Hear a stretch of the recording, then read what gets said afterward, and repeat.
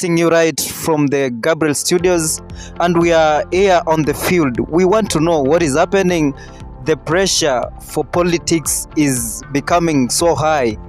As we heard, some of the Kenya Kwanza government officials said that every family should be paying the tax which every Kenyan is paying, and it is an obligation to every Kenyan to pay the taxes. And therefore we are asking, is Kenyatta's family going to pay the taxes? Is Moi's family going to pay the taxes? And we are being joined with one of the politicians, one of the political analysts.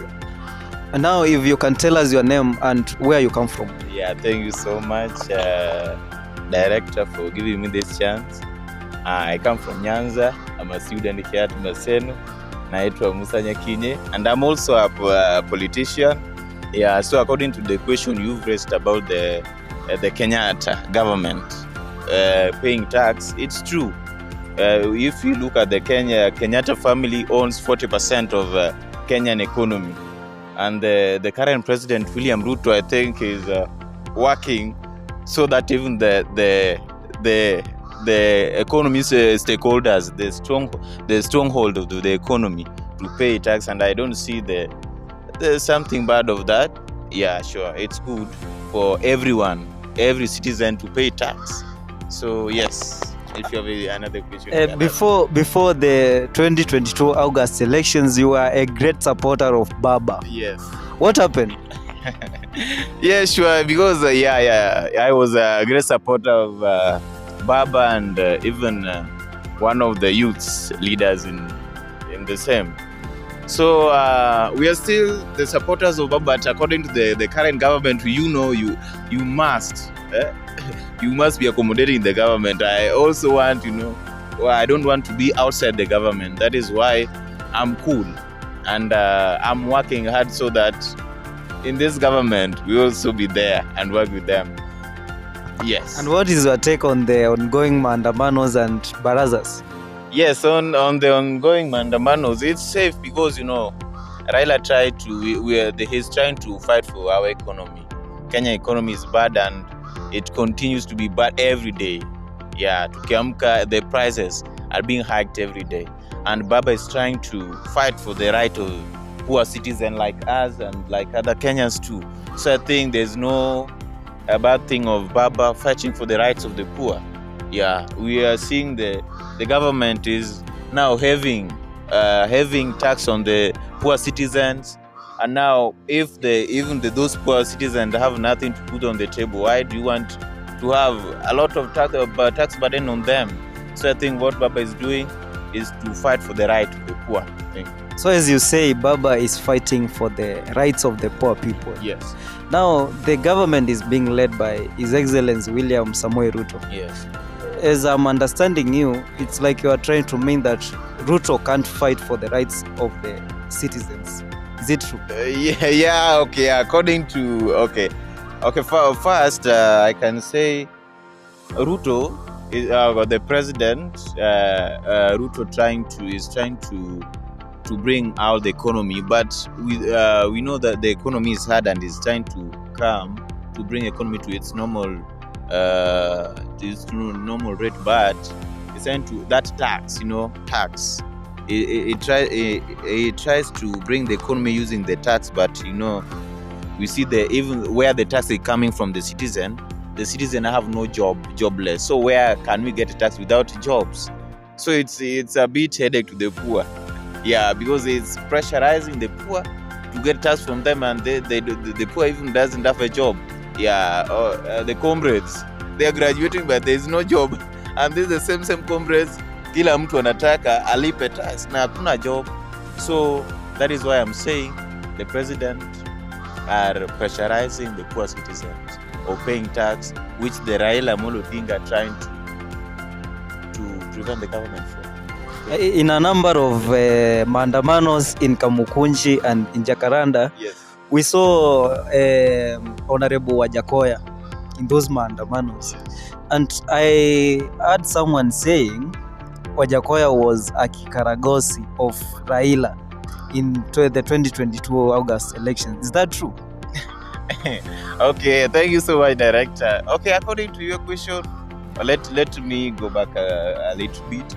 If you were following politics keenly on when Wajakoya came to Kisumu, he said, kama Baba atawin, then it's okay. He'll fight for Baba to win. Means according to the question you've asked, it can be true that Wajakoya was a project to Baba. Yes. So you have accepted he was I have accepted that. That is we also what happened in Kisumu while Wajakoya visited Kisumu.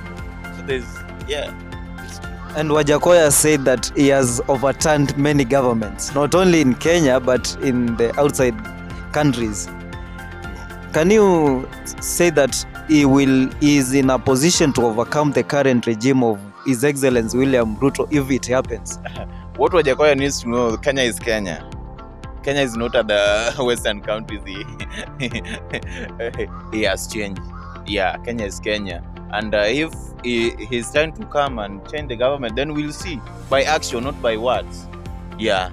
Because the current government they are trying to deal with is not just a government. It's a government or something else. Is that something else? Yeah. Okay, let me do an analysis of that something else, right?